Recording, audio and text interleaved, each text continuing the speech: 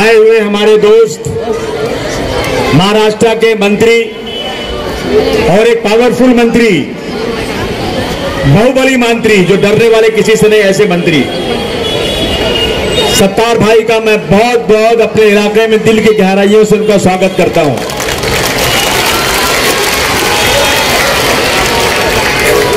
मौजूद हमारे दूसरे साथी रईस शेख साहब,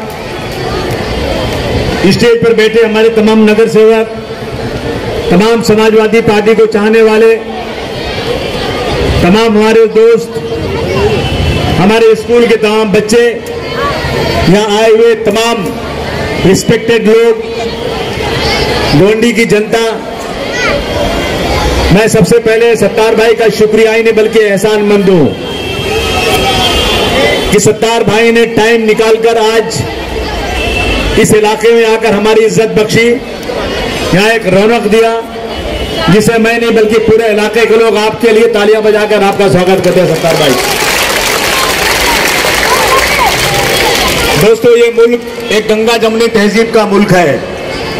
अंग्रेजों के साथ जब लड़ाई हो रही थी, जब 1857 की गदर में बलिया से मंगल पांडे ने आजादी का सूर फूंका था, तो मंगल पांडे का साथ देने वाला कोई और नहीं बल्कि मुसलमान बहादुर शाह जफर थे, जिन्होंने मिलकर इस आजादी की लड़ाई को लड़ा। आजादी की लड़ाई में मुसलमान हिंदू सब साथ साथ थे। मुझे कहने में कोई शर्म नहीं है, सच्चाई तो बोलना जरूरी है, लेकिन आज जानबूझ करके कुछ लोग हिंदू और मुसलमानों को अलग करना चाहते हैं। महल और झोपड़ी सबका मुकद्दर फूट जाएगा अगर ये साथ हम हिंदू और मुस्लिमों का छूट जाएगा। दुआ कीजिए कि हमें प्यार के रिश्ते रहे कायम, दुआ कीजिए कि हमें प्यार के रिश्ते रहे कायम। ये रिश्ते टूट जाएंगे तो भारत टूट जाएगा। साथियों,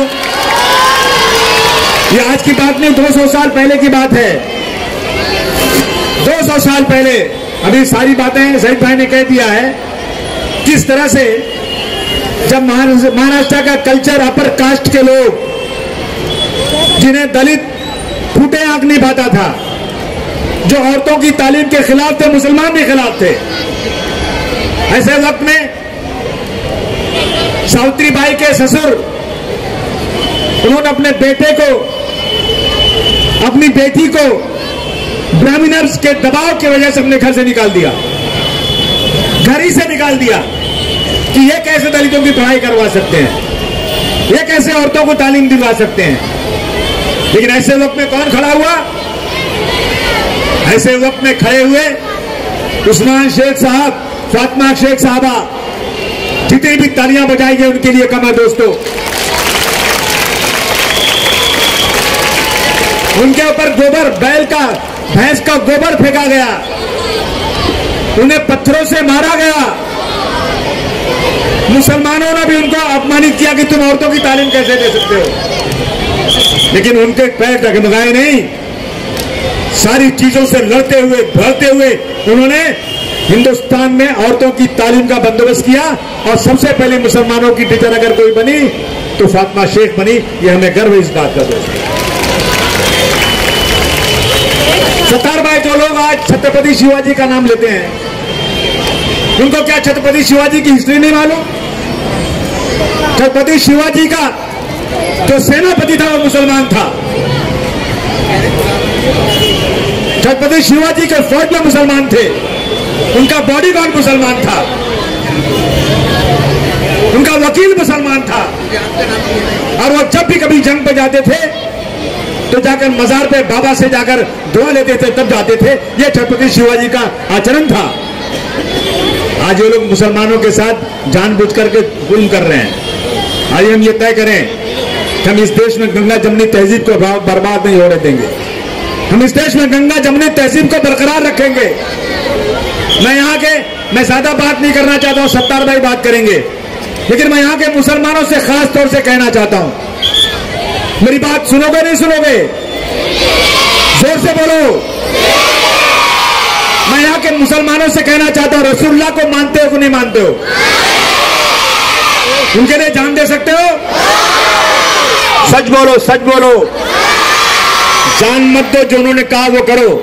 करोगे? हाथ उठा के बोलो, जो कहा करोगे। उन्होंने कहा पड़ोसी का ख्याल करो। 40 घर आगे, 40 बाएं, 40 दाएं, 40 बाएं। ये तुम्हारे पड़ोसी हैं। और याद रखो, आज नोट कर लो इस बात को कि तुम्हारे इलाके में अगर कोई गैर मुस्लिम रहता है, चाहे किसी जात बिरादरी का हो, कोई हिंदू रहता है, दलित रहता है, तो तुमसे कह दो जाकर आज कि तुझे रात को खून की जरूरत पड़ेगी तो रसूलुल्लाह को मानने वाले अपनी बदन का आखिरी खतरा भी तुमको देकर बचाएंगे, क्योंकि हम एकता चाहते हैं देश के अंदर।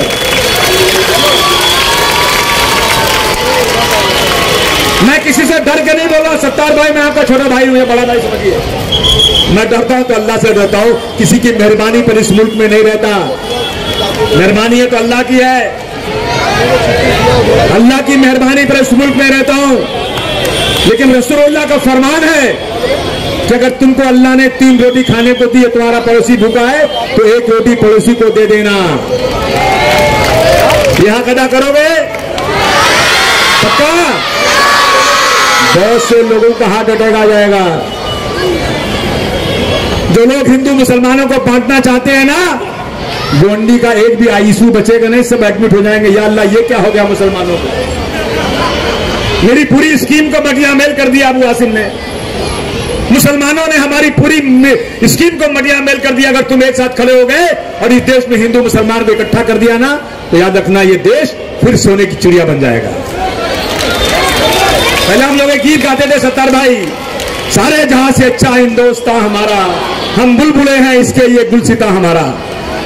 सत्तार भाई, कोई गलत मत समझना मुझे, लेकिन बुलबुल नहीं है। अब बुलबुल बाकी से उड़ा दिया गया, अब उल्लू बाकी है। अब ये गीत बदल गया। बर्बाद गुलिस्तान करने को बस एक ही उल्लू काफी है, हर शाख पे उल्लू बैठा है, अंजामे गुलिस्तान क्या होगा?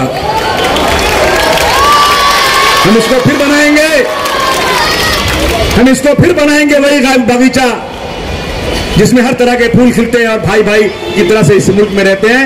मैं अपनी बात को खत्म करता हूं। सत्तार भाई का फिर से एक शुक्रिया अदा करता हूं और तालियां बजाकर स्वागत करो सत्तार भाई का। जब तक सत्तार भाई बोलने नहीं आते, जब तक तालियां बजा करो।